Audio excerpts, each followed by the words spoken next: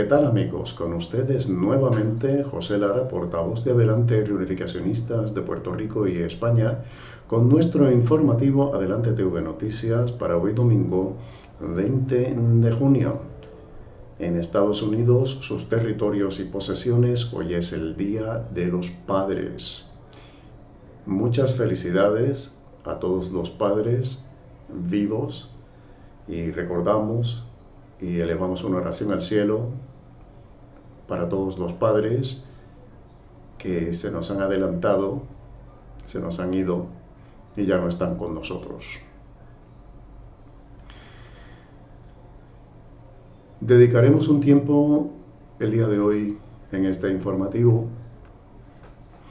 a reflexionar un poco sobre los temas recurrentes, los temas al corriente que están ocurriendo en Puerto Rico con todas estas distintas situaciones. Nuestro informativo sigue una plataforma educativa con la intención de que vayamos conociendo la historia verdadera, total, genuina, absoluta de nuestra isla y de nuestra madre patria España.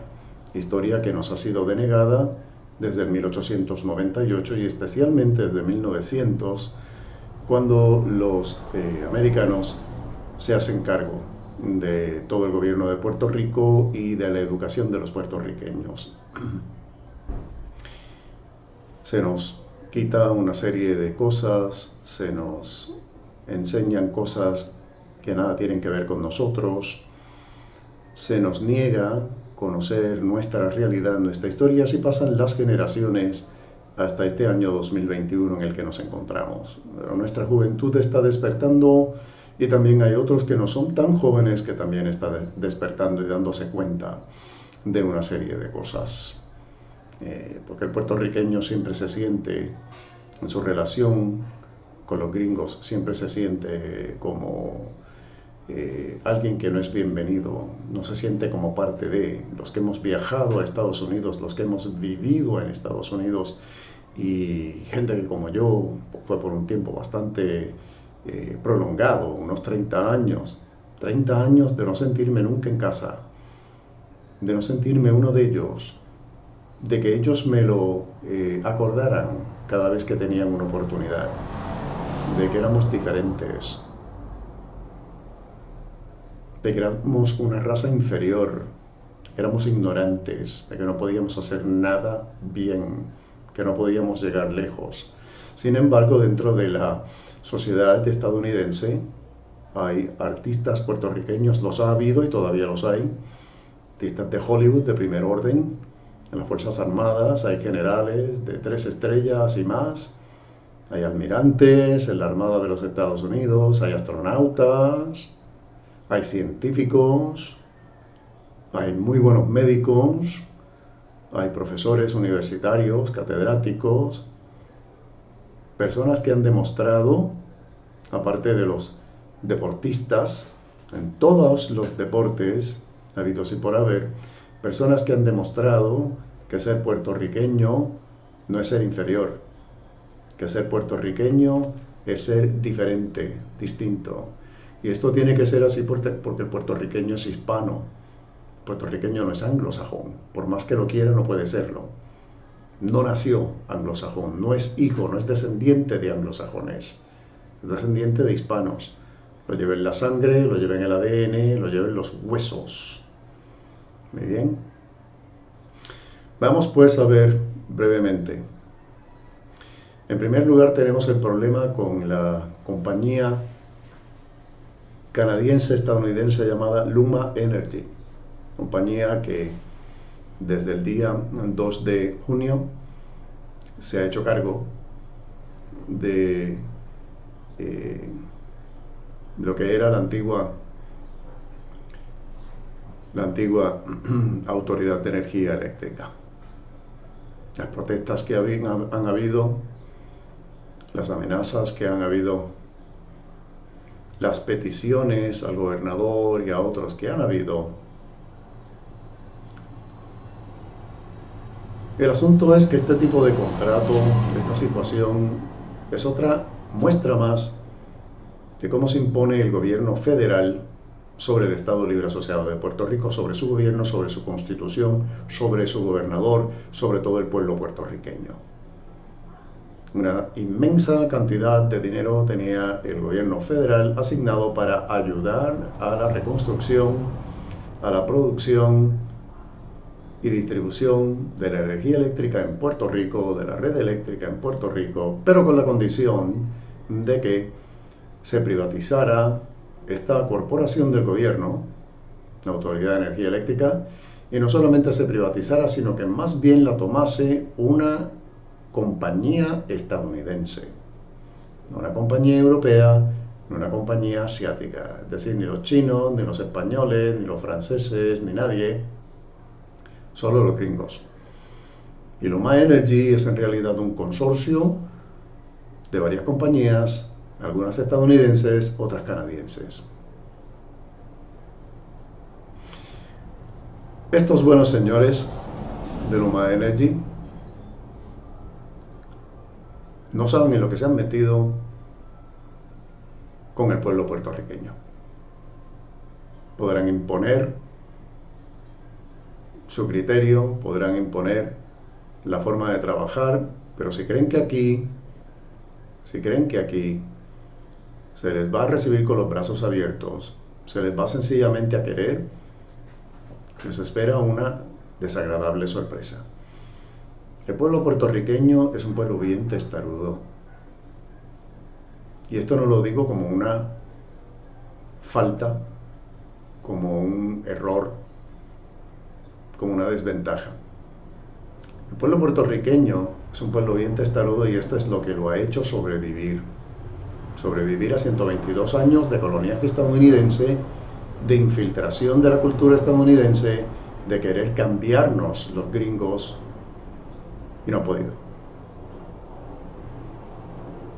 Y esa testarudez del puertorriqueño lo hace ser una persona bien difícil con respecto de las cosas que no le gustan, que no le caen, que no le van. Independientemente de las ventajas que pueda tener el consorcio de Luma Energy haciéndose cargo de la Autoridad de Energía Eléctrica en Puerto Rico, no se les ve con buenos ojos, se desconfía de ellos. Incluso hay quien dice cosas que son fabricaciones, que no podemos estar seguros de que eso va a ser así, como por ejemplo alguien dijo, y hubo esto en unos comerciales en la televisión y en los medios, de que si venía un huracán, Luma Energy sencillamente empacaba sus cosas y se iba y nos dejaba arrollados con el problema. Eso no es tan fácil, no es tan fácil. Pero ¿por qué se puso el gobierno federal con esta imposición de que había que privatizar a la Autoridad de Energía Eléctrica y tenía que ser con una compañía estadounidense? Pues sencillamente por lo que dijo alguien a quien muchos no quisieron y ahora lo quieren menos, llamado Donald Trump, que fue presidente de los Estados Unidos por 4 años. Perdió las elecciones pasadas en noviembre. Este señor dijo: yo no tengo nada en contra del pueblo puertorriqueño, pero el gobierno de Puerto Rico está lleno de ladrones y no les voy a dar un centavo más. ¿Y qué hizo? Bueno, aguantó, detuvo las ayudas que necesitaba Puerto Rico, especialmente después del huracán María y los estragos que hizo en la isla. No estoy aplaudiendo a Donald Trump en su conducta, pero mucho de lo que dijo este señor tiene de verdad. Tiene de verdad. En Puerto Rico hay demasiada gente en el gobierno que es un empleador único prácticamente. Gente en el gobierno que se está echando el dinero en los bolsillos. Si en Puerto Rico se hubiera utilizado el dinero que se nos ha dado por décadas, para hacer las cosas bien, no estaríamos como estamos. El sistema eléctrico de Puerto Rico es anticuado, está dañado, está roto, está oxidado. Y lo arreglan poniéndole curitas, poniéndole benditas a un brazo roto. Esta es la realidad. Tenemos que ver las cosas como son.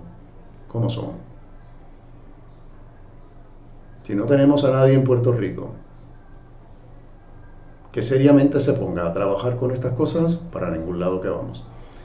Y esa no es la única agencia o corporación en Puerto Rico que tiene este problema. El Departamento de Educación es otra. Dentro de Estados Unidos continentales, sus territorios y posesiones, incluyendo Puerto Rico, el boquete, el roto más grande que tiene la bolsa del dinero del erario es el Departamento de Educación. Es la división del gobierno donde más dinero se asigna y donde más dinero se pierde. Hace unos pocos años, la entonces secretaria de Educación, Julia Keller,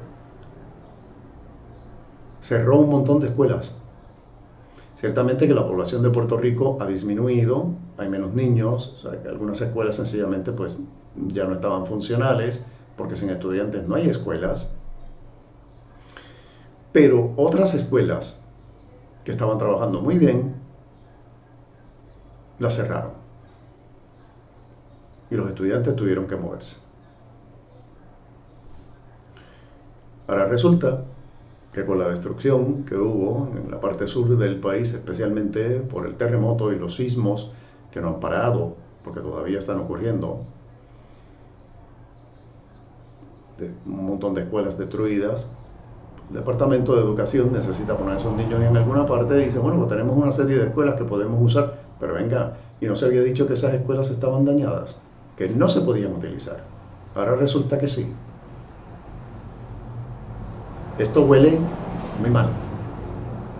Huele a gato encerrado, huele a pescado abombado. A eso es a lo que huele.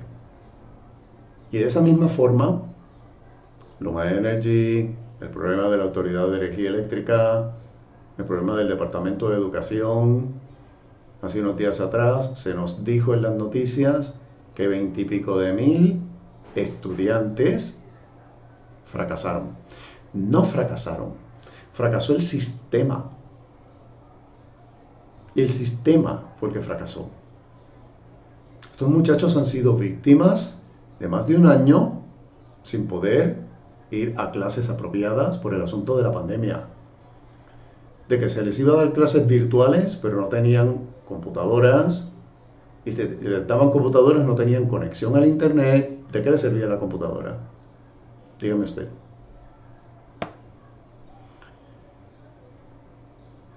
Que si los maestros no estaban haciendo su trabajo, por favor, ¿alguno de ustedes ha considerado ponerse a dar clases virtuales a un grupo de estudiantes? Lo difícil que es eso. Bastante difícil es dar clases en un salón.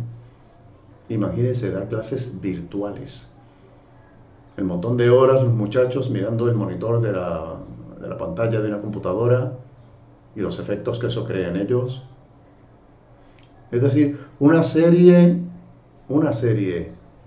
de cosas, una serie de asuntos, una serie de eventos desafortunados ha tenido mucho que ver con el fracaso de estos muchachos. 20 y pico de mil de muchachos que van a tener que repetir el año escolar. Esperemos que la próxima vez que les den este año escolar, se lo den, y no que esto siga adelante, que esto siga pasando. Lo que estoy tratando de decir, queridos paisanos puertorriqueños que me escuchan y los que me escuchan de afuera, es que hay crisis en todas partes del mundo, pero la crisis que tenemos aquí, aparte del asunto de la pandemia, es una crisis institucional gravísima. Se nos está diciendo a claras luces, con muchos visos, que esto no está funcionando, que el sistema falla, que el sistema necesita mejoras.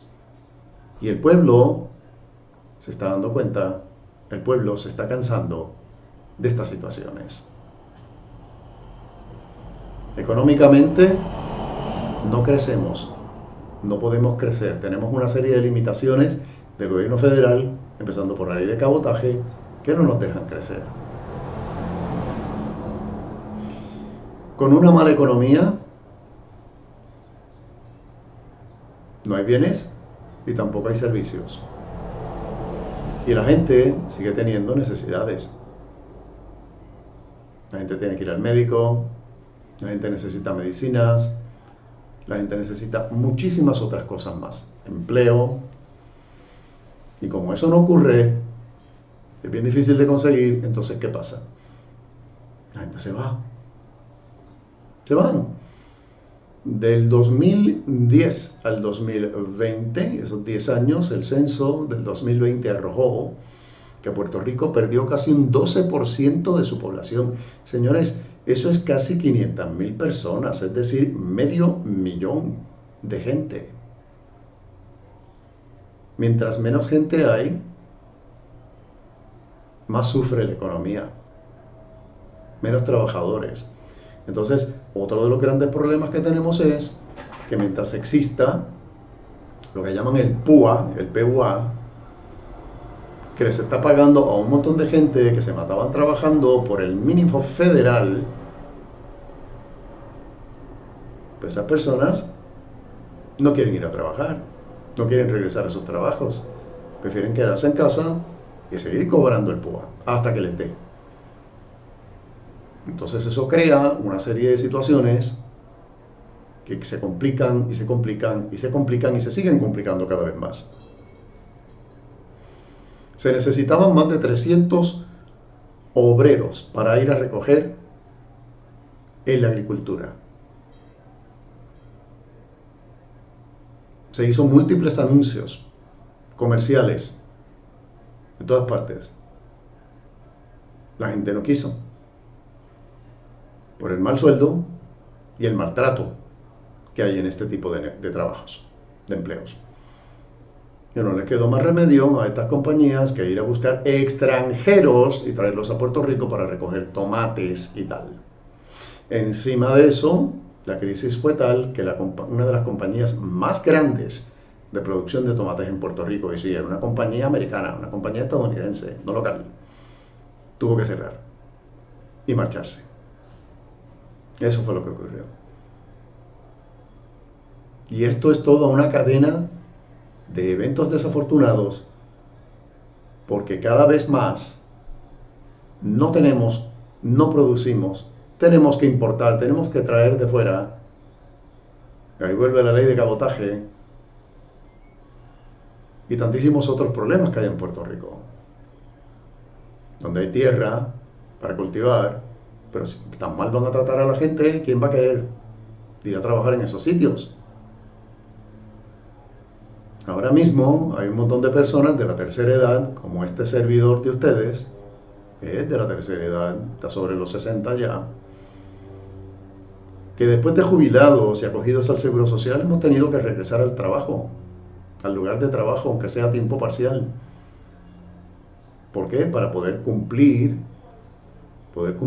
con las obligaciones económicas y de manutención propia y de la familia, poder pagar deudas, facturas. Estamos en unos tiempos, en el siglo XXI,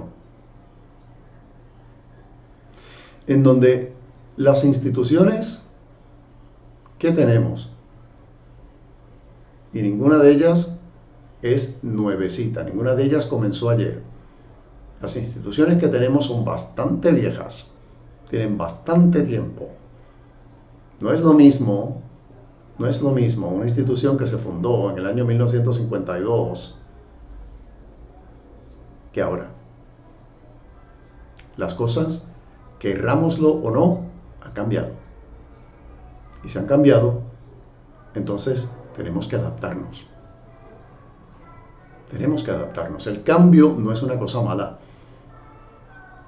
Es la forma en que lo trabajamos, que sus consecuencias pueden ser buenas o malas. Necesitamos salir a flote. Necesitamos nadar y llegar hasta la orilla. O necesitamos remar todos en la misma dirección para que el barco avance. Es la única forma. Es la única forma. Con la producción del mantengo Nos arrebata gente trabajadora y las convierte